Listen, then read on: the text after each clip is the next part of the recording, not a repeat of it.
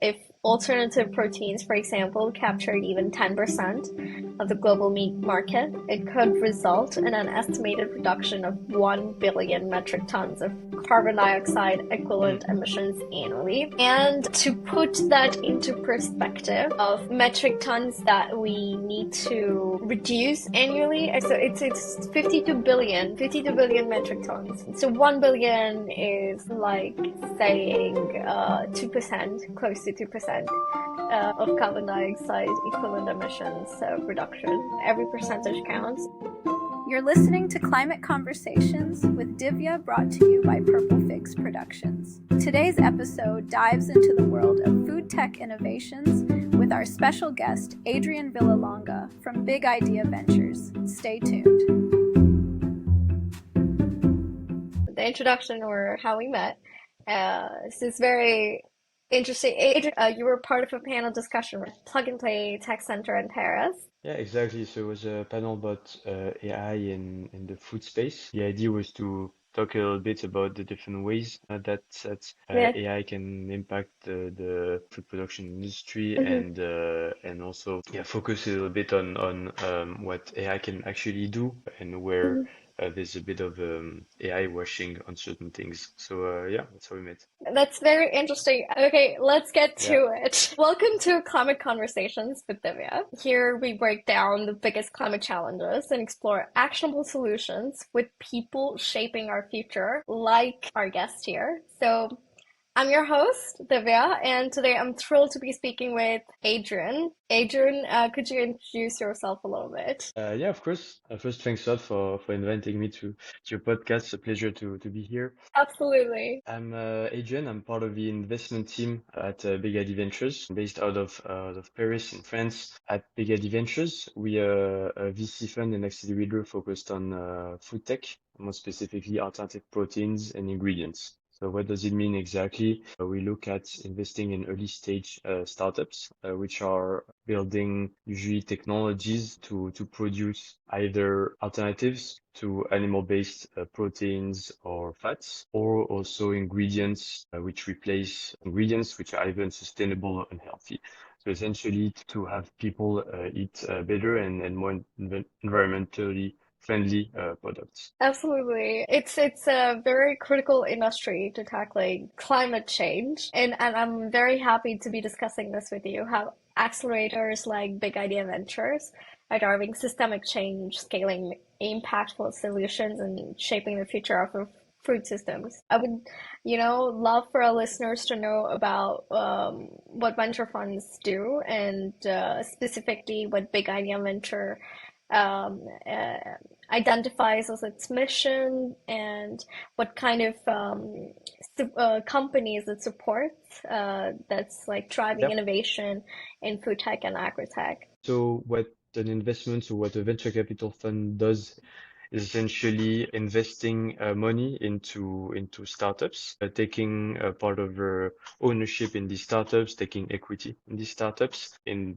building a portfolio of different startups that are usually doing different things in the sectors that we focus on, and then helping these companies to grow and to succeed to then sell the shares at some point. So usually it's once they become public companies or once they get acquired. Can also be just selling the shares to other investors later on to return our investment in these companies. So it's a high risk Right. business. We invest very early stage to these companies. Of course. So the model is always that most investments are not gonna return the fund, but the hope is that a small selection of them are gonna grow so much, become so valuable that it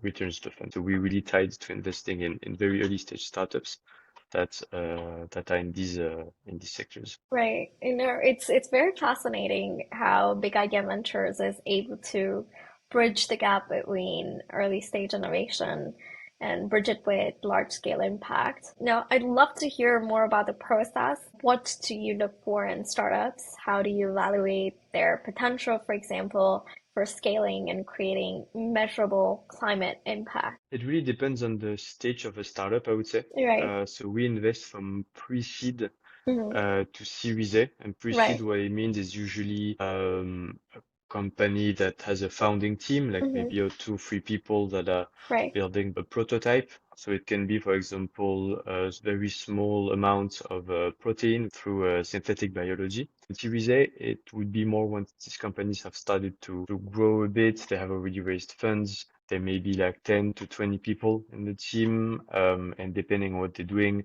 they already have some traction, some revenue in the form of either letters of intent from potential customers if they're working on more deep tech topics. And so for companies at the pre-seed stage, what we look at usually it's the team, whether the team is strong, whether the background matches what they're trying to build. The technology as well, whether it can be a defensible technology, whether can be easily copied by someone else or not, and then also whether we think there's a market need for what they're trying to do at this particular moment in time. And so that's really what we look at at pre-seed, and then for companies at the later stage, we'll look at also things such as traction, like whether they have managed to secure some commercial contracts with large customers, for example, and then whether they've been able to grow at a fast rate as well. Right. And I imagine POCs as well, with industrial leaders are important.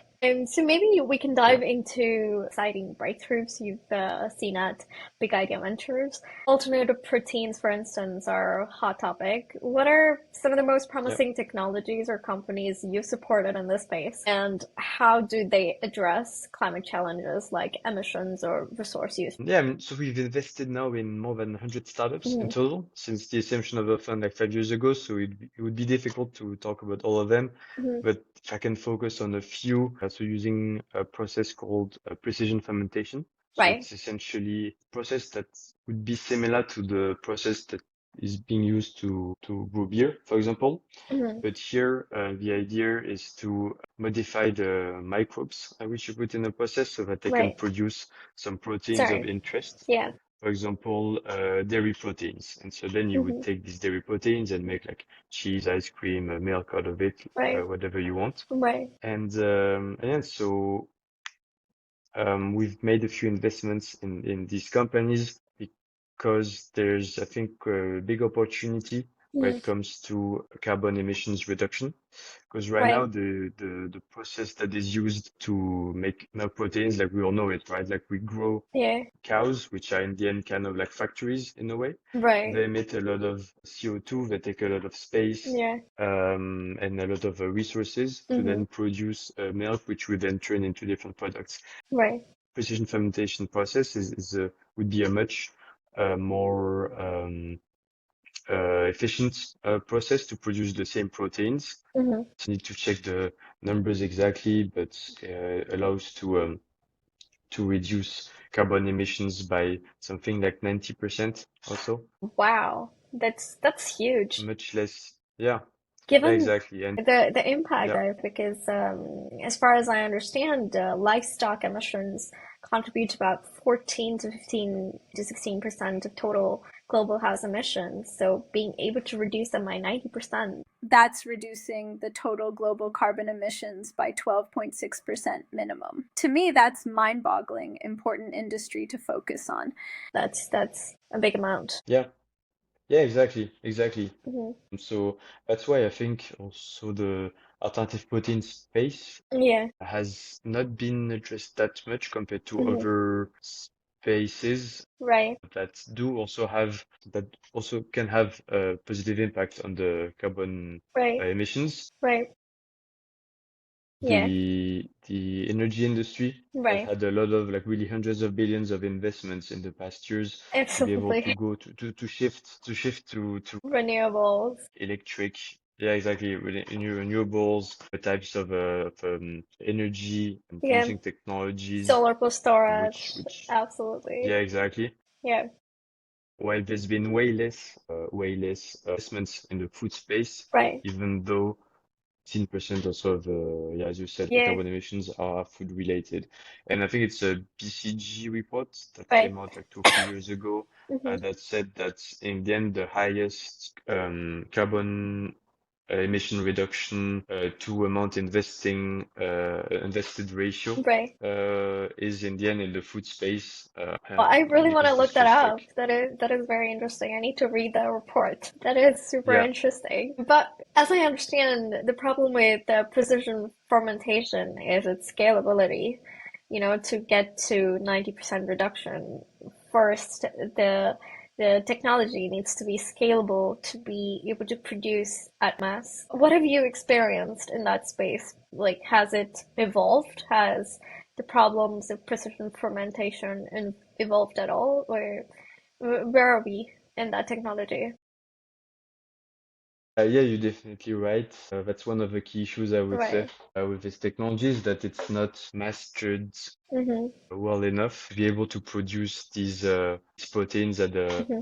at a price that would be suitable Mm-hmm. for consumers to be able to for most proteins such as the ones I described like animal-based proteins such as whey or casein for them to be introduced in products which would be sold at price parity with existing products. Mm-hmm. We would need to be able to control processes at very high scales, very high fermentation scales, Right. which right now is not necessarily mastered and understood well enough. There's a lot of a lot of challenges, but also a lot of companies which are addressing these challenges. So, Yeah. for example, companies using artificial intelligence um, to better understand, to better optimize these processes and reduce the number of experiments that you need to make Mm-hmm. or maybe some companies building different types of hardware to grow the proteins that are maybe more efficient.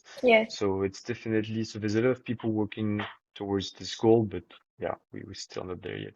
The eventual question comes up, how long do you think will take to get there, given that, you're working in the industry, you're working in these startups? How optimistic do these startups that you're working with feel about how this technology is going to evolve and how quickly? Yeah, it's difficult to say, but I think in the It's fair. next 2, 3 years, Hmm. we could start seeing some of these dairy Hmm. proteins being close to price parity with Right. animal-based proteins. There's another challenge though. Pretty much everywhere in the world, these proteins need to be also approved by regulatory bodies and prove that they're safe for consumption, which also adds maybe 1.5 years to two Hmm. years. It really depends on the cases Right. to the commercialization Hmm.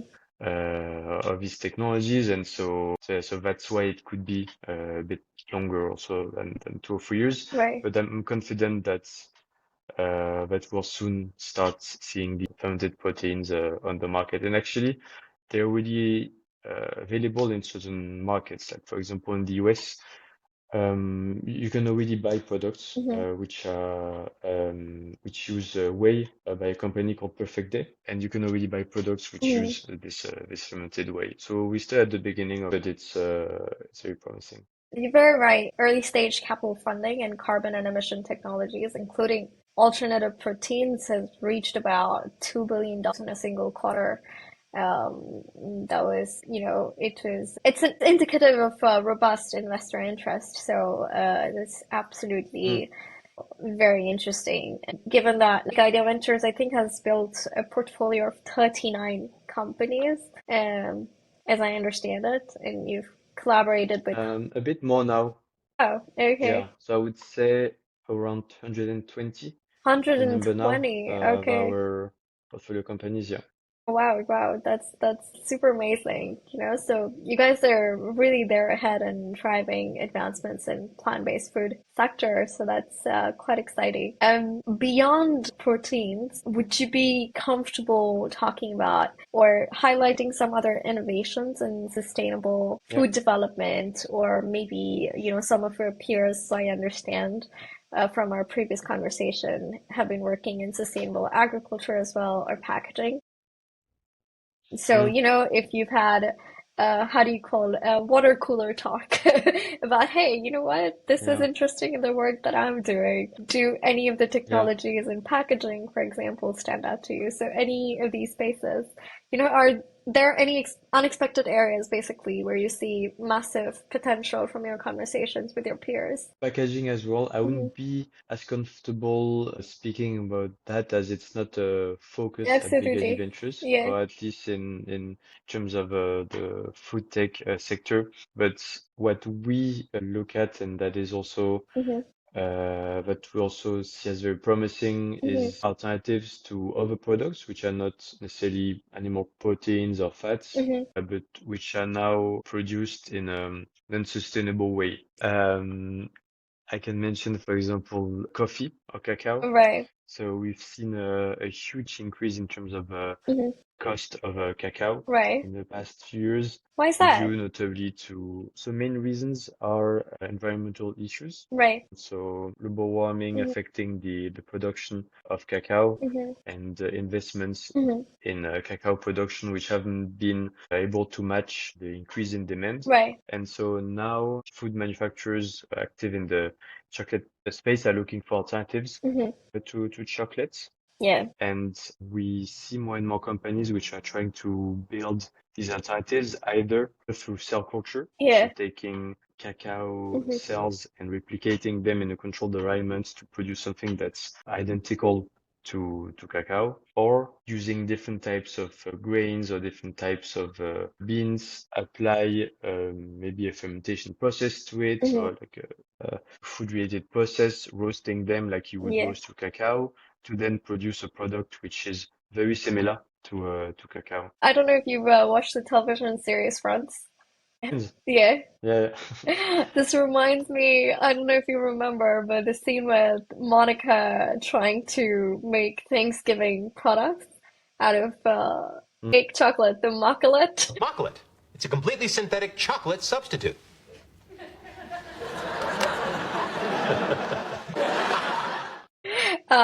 It's just coming into my mind right now. I don't know for what goddamn reason. No, but Yeah, this is, I think this will taste better than reconstituted fish bits that they had yeah, yeah, the yeah. macalet made out of. Definitely. I mean, there are some solutions that already Yeah, exist, like have been existing for some time, yeah, but usually it's you could really feel that it was not the same quality and didn't have the absolutely. functionality Yeah. as chocolates. Yeah. Yeah, people have this sort of apprehension towards accepting products that have been made in the lab per se. So, with the proteins as well, for example, or with any food products that we consume that's not coming from nature, there is a certain apprehension. Well, at least it was extremely large to begin with. But have you seen with your startups and their consumer base that it has evolved? Or how are the startups that you're supporting handling the apprehension? Yeah, yeah, no, it's a good question because a lot of backlash for one type of technology in particular, which is cultivated meat, which Yeah, is essentially about growing animal cells in a controlled environment to right. then produce an alternative to animal meat. Yeah, And this has been quite a public backlash, especially at the beginning of this year yeah. against this type of approach because a lot of people Hmm. basically think it's weird Yeah, and say and it's called a lot also in the media lab grown meat and people yeah. say I don't want to eat meat that's coming out of a lab. It's like you're already living on Mars. Yeah, yeah, yeah. I mean, actually, so some of these applications will also be for like they're also exploring these technologies for. Extraplanetary habitation. Yeah, exactly, exactly. But it's even like another topic, and I think it's difficult. There have been some talks on how to give the industry or this technology a better image Yeah, in front of people. For example, now we don't say like lab-grown meat yeah, because also the goal later is not to exactly. going to be to do it in a lab. It's going to be to do it like in more like a food setting, but. So calling it cultivated meats and also Right, trying to show people that in the end it's same types of cells that you would eat from an exactly. animal, but it's yeah, it just doesn't come from a dead animal, At the end of the day, basically. any problem you talk about can be turned into a marketing problem, right? Talk to a marketer. They can solve the problem with proper branding, proper brand image, a little this, a little that. Poof, your Yeah, problem's yeah. gone. Yeah, but I think it's going to be more complicated than that, Yeah. fortunately, for cultured meats. And that has led also to a Hmm. bunch of countries Yeah. or states in the US Right. trying to ban the tasting, like production of cultivated meats. Yeah. Europe has been more open about it, though. Sorry? Europe has been more open about it, though, right? It really depends. I Yeah. think a few countries have been more open about it. Hmm. Denmark seemed quite open. The Netherlands as well. Hmm. I think it was earlier this year they approved the tastings of Right. cultivated meats Right. in the country. On the other hand, syndicate, if I can call it that way, of I think 13 countries or so, Yeah. including France, Italy, and others, regrouped Hmm. to try and have cultivated meat banned in the EU. So the Right. number of companies actually against cultivated meats is much bigger than in favor of the stuff. Policies definitely get you. Every industry requires these key players to work in tandem for the industry to grow really well. Certain people, certain startups do that really well. Lex Luthor type characters come to mind in my head all the time, as we've seen with US elections recently. People who are taking part in the Yeah, policy making now, right? You hear, yeah, self-driving car restrictions are going to go down. Easier for some people, I yeah. would say, without naming any names. But yeah. But it's super political as well Yeah. because there's been a lot of pressure in France and Yeah. not only in France actually, but Hmm. from farmers Hmm. to that put pressure on the government Right. to have policies which are more in favor of Yeah. them. And in that context, it's very difficult now then for the government to say, okay, we're Hmm. gonna favor a technology which might in the long run replace you because we won't need you anymore because we're doing meats, but like Hmm. we don't need farms anymore, which is very like Exactly. oversimplifying things because the Yeah. idea is not to replace them, it's more to complement and reduce the impact of the industry Exactly. as a whole. Yeah. But in this context, even if there was a desire from the government to push things forwards, it would be quite complicated because of that. Right. It is always very complicated with bigger industry like agriculture and food. Similar with, you see that with iron and steel. It's still coming with all the green steel technologies that are coming up. But, I'd like to move to a section that is very dear to my heart, which I call quantifying the impact, right? I'm a big believer in measuring impact, and I know accelerators often play a role in helping startups understand and quantify their contributions. Like you mentioned in the beginning, you fund these early stage startups, and eventually the goal is to help them, find a good exit. And to find that good exit, you have to quantify the impact, right? So, how does, in your experience, companies like Big Anya Ventures keep these startups, keep companies track metrics like emission reductions, water savings, or other sustainability KPIs, would you say? Yeah. So we are a US fund initially, and like while in Europe, there are more Hmm. restrictions, I would say, in terms of when you can call Hmm. an impact fund. Yeah. We wouldn't be we don't necessarily track all of these metrics like other investment funds, which are really Absolutely. Article 9, for example, More investment funds. impact oriented than, yeah, It's exactly, yeah. right. Yeah, I know for sure. Completely understand. It's nice to straddle the line between both. Let's change the question a little bit. Like, if you had to do it, if you had to like help all the startups that, been part of the process for Britain investment members for example, how would you advise them to build into their internal systems to keep track of these metrics as well, to have like sort of sustainability metrics put in? As an investment fund, there's two things you can do when you invest. It's either being a Hmm. lead investor, and there you set Hmm. terms of an investment round. You do the most Right. of the due diligence, or followers. So essentially commits to investing at the terms chosen by the lead investor. Mm-hmm. And we work with quite a few funds which, as part of their investments, ask the Mm-hmm. startups to put in place a certain number of a metric Mm-hmm. which Right. they need to follow every like quarter or so. Mm-hmm. And they essentially ask them to comply to reduce the number of emissions or like this kind of things. And so that's not something Yeah. we do exactly, but so it's also because we're Mm-hmm. followers, but we work a lot with other funds that do that. It would be interesting for me to see what ChatGPT has to answer in terms of how much emission reductions or resource efficiency can startups achieve in this domain.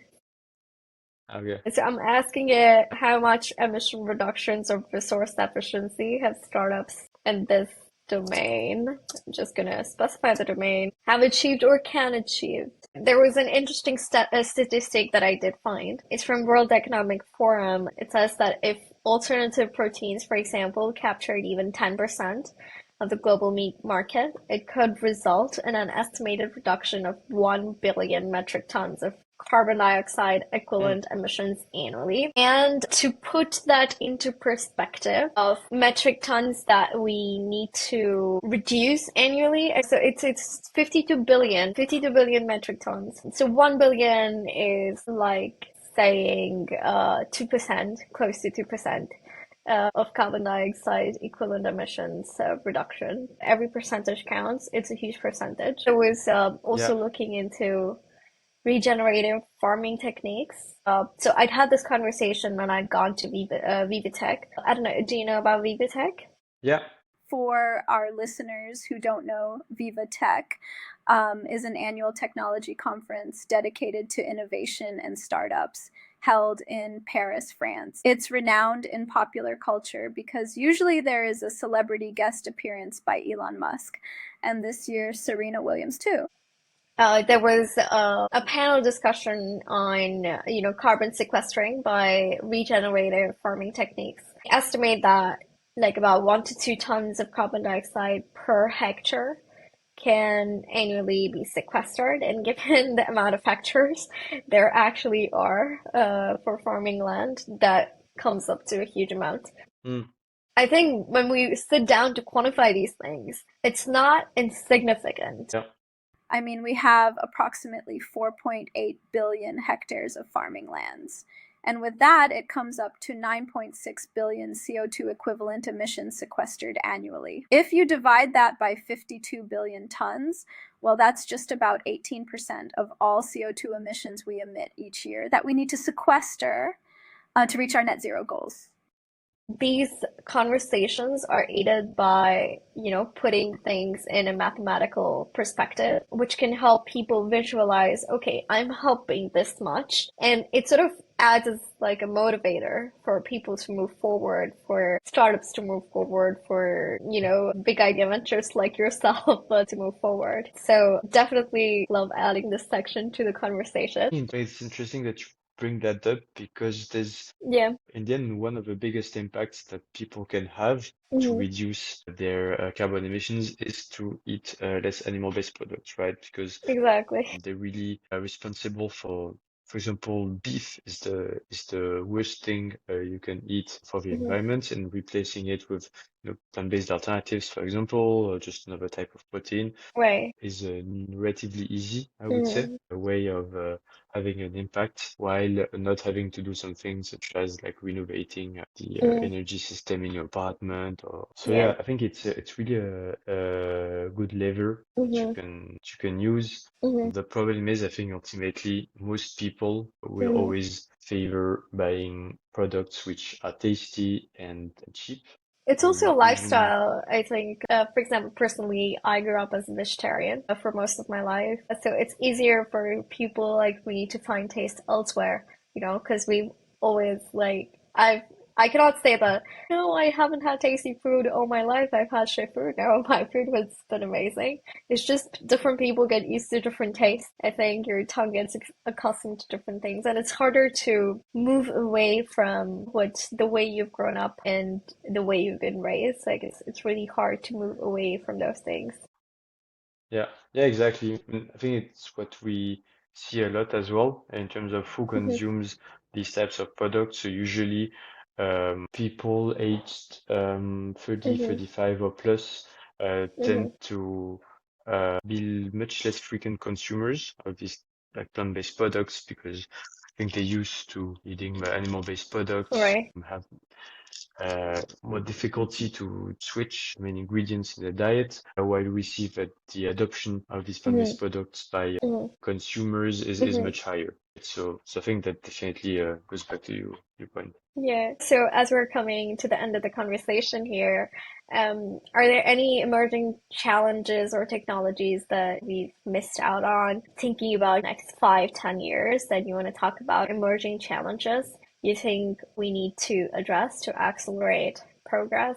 Now is the time to mention it. Yeah, definitely. I mean, we didn't tackle much the topic of fat alternatives to palm oil, for example, or Yes. fats which are now sourced in an unsustainable way, and also Hmm. usually in countries where human rights are not always completely respected. It's very cheap, palm oil, very functional, which makes it very difficult to replace. But it also leads to a lot of deforestation and destruction of local habitats, Hmm. which is why many companies are now trying to produce Hmm. alternatives to these oils and Hmm. fats in processes similar to the ones that I described, like fermentation, so Hmm. that you would be able to reduce the demand for this type of fats and essentially replace them with something that's more sustainable. So I think that's definitely going to be an area to look at in the coming years. Yeah, absolutely. And for our listeners who want to support or get involved, what advice would you give to them? Whether they're budding entrepreneurs or investors or just simple people like you and me looking to make a difference in their daily choices. Launch a startup in the alternative protein space. I think that's probably one of the areas where you can have the biggest impact. Right. Now it's not for everyone, of course. So I think just as a consumer, to replace progressively doesn't need to Hmm. be drastic. Like for a change to really last, I think you need to. It also needs to be a fun experience, replace animal-based products with these plant-based alternatives that you might Right. be able to find in supermarkets, try the different brands. Right. There's some really good ones, and maybe you'll start like liking them and integrate them Hmm. as part of your normal diets. And because yeah, that's really, as we said, where you can have the biggest impact, like short-term Hmm. impact. And in a few years, once we'll see these new technologies coming into the market so that we can eat identical products to the ones we have now, but with less impact. Yeah, that's going to be great. But in the meantime, shifting, like eating a bit less meat and more, replacing them with these plant-based products can have Yeah. a really good impact in the short term. Yeah, I'm gonna try and be more conscious of what products I pick from the supermarket. But Adrian, this has been an incredible conversation, and I'm really, really sorry if I'm butchering your name. It's Adrien, right? I'm sorry. It's so hard for me to look at the name and go Adrien. I still have to switch my brain to a French first pronunciation. I know it's not easy to pronounce it, so I'm just fine with Adrian. Thank you so much for sharing your insights here and for all the amazing work Big Idea Ventures is doing to tackle climate change at a systemic level. Even if it's profit first, it's a great challenge. And congratulations to you for working in such an interesting industry. We've explored the critical role accelerators play in scaling impactful innovations and the tangible impact they can have on reducing emissions and building a sustainable future. So if you're curious to learn more, you can follow Big Idea Ventures, and I'm going to insert that link somewhere where you hear your podcasts. And of course, I'm going to include a link for Adrien. So if you wanted to get in touch, talk to him about how you can reduce your climate impact. Thanks a lot, Divya, for the invitation to your podcast. It was great Right. talking to you about these subjects. Thank you for tuning in to Climate Conversations with Divya. Don't forget to follow the podcast for more conversations like this one. Thank you for decoding climate change together with me. Yeah, it was a pleasure.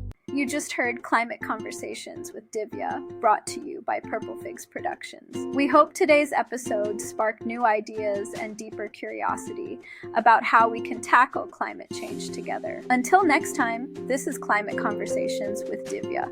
Stay curious, stay engaged, and let's shape a sustainable future together.